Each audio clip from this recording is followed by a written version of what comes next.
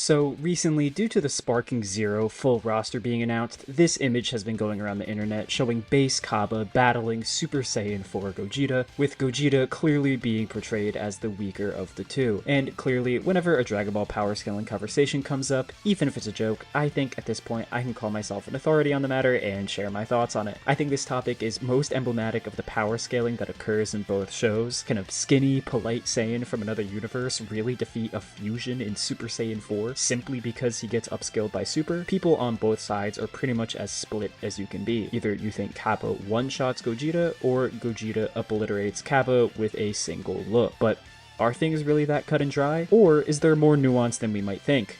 Let's find out. If you like this kind of stuff, make sure to like and subscribe, and let's jump right in.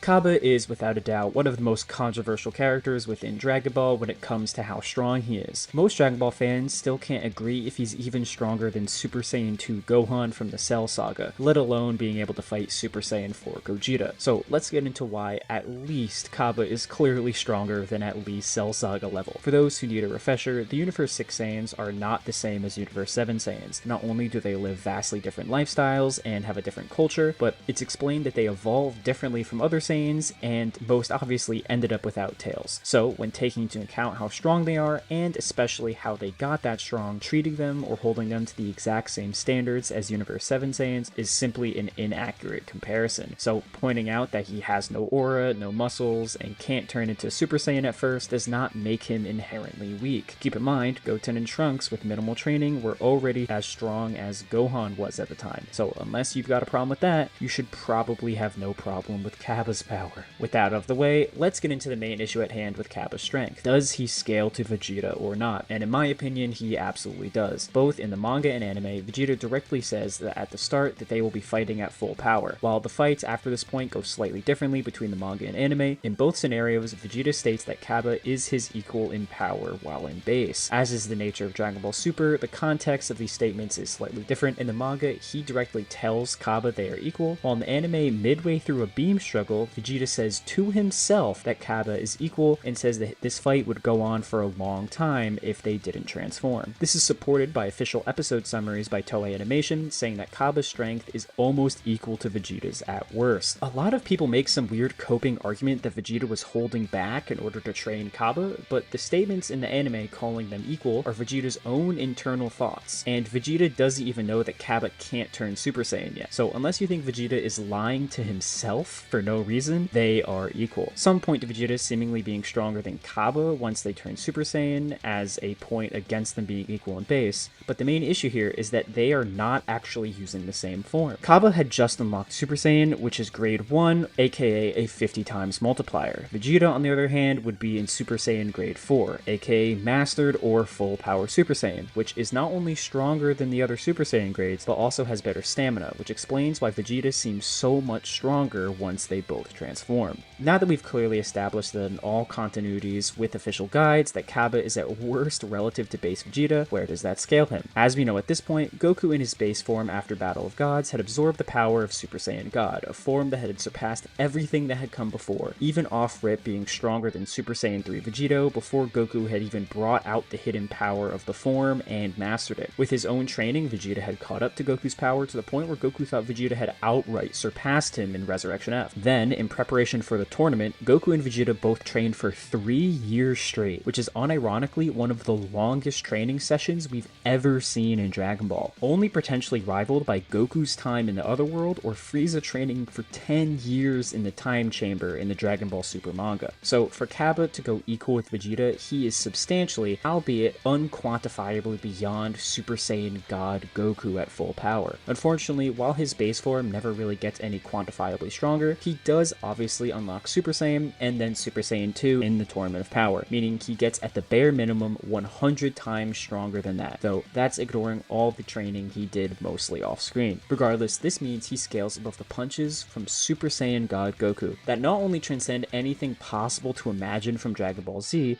but were also able to completely erase the entirety of Universe 7 and leave nothing left. Will this be able to defeat the strongest warrior in Dragon Ball GT? Let's get into it. Now, unlike Cabba, I have somewhat recently talked about the power of at least Super Saiyan 4 Goku, so I won't spend too much time on scaling his power before we get to Gogeta. If you want my in-depth thoughts, just go to this video.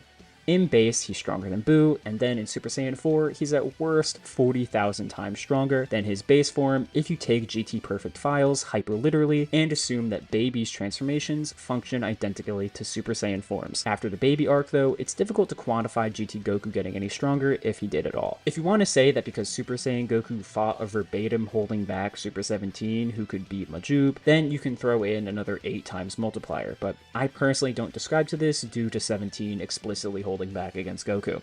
Of course, by the next arc, Goku kinda gets hard power cliffed by both Omega and Sin Shenron when not getting amped by outside boosts, with Omega being 10 times stronger than Sin. Of course, Goku and Vegeta are forced to fuse into Gogeta and become the single strongest character in all of GT. Notoriously, Gogeta is strong enough to defeat Omega Shenron with a single finger if he wanted to, but baited him into gathering all of his minus power into a single attack before cleansing it and turning it into positive energy. This is important for his scaling, given that Omega is the second strongest character in GT, and his entire plan comes from using this negative power.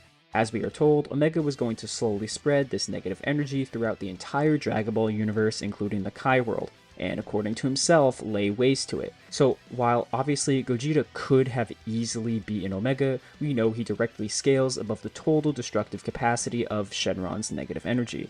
And immediately, there's a bit of an issue here. Both Cabba and Gogeta just scale above attacks that do the same thing, right? Well, not exactly. Firstly, we need to establish that Gogeta actually isn't that much stronger than Omega Shenron. While a statement like beating someone with one finger sounds super impressive, even a difference of less than 2 times is enough to zero-diff an opponent like Vegeta did to Dodoria on Namek. The reason we know the gap isn't ultimately that massive is because we are outright told the difference in power between Super Saiyan 4 Goku and Gogeta. Both the GT Perfect files as well as the official Dragon Ball GT website both say that Gogeta is only dozens to several tens of times stronger than Super Saiyan 4 Goku. Given this language, at most, Gogeta is around 100 times stronger than Goku's power, and then, at most, only around 10 times stronger than Omega, given that he's more than 10 times stronger than Goku himself. Wouldn't this make him universal more than 10 times over, though? In my opinion, unfortunately not. The problem is that, firstly, Omega isn't even actually destroying the universe, as he's simply bringing it into a state of ruin using the influence of negative energy. We see that it doesn't destroy things outright, but causes them to be polluted and collapse over time until planets explode and send debris everywhere and whatnot. The universe itself is still there. He's just doing what Hei's Shenron was doing, but on a much larger scale and in an unquantified amount of time. So, unfortunately, Gogeta is just around 10 times stronger than an attack that isn't universe busting. Meanwhile, Cabba in his base form is stronger than attacks that will 100% without a doubt destroy everything in Universe 7 until there is literally nothing left. Even if we want to say Shenron's attacks are on the same level of power as Goku's punches, they're not. Gogeta would still lose to Cabba the moment he uses Super Saiyan, as clearly a 50 times difference is a lot higher than a 10 times difference, let alone Super Saiyan 2, which doubles that gap. So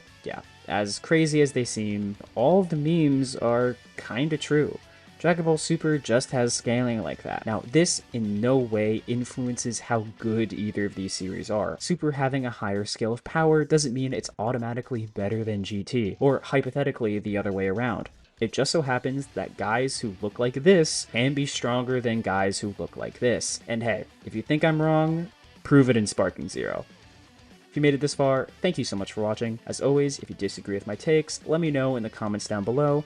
And thank you so much to my channel members who got to see this video early. Your support means so much. See ya.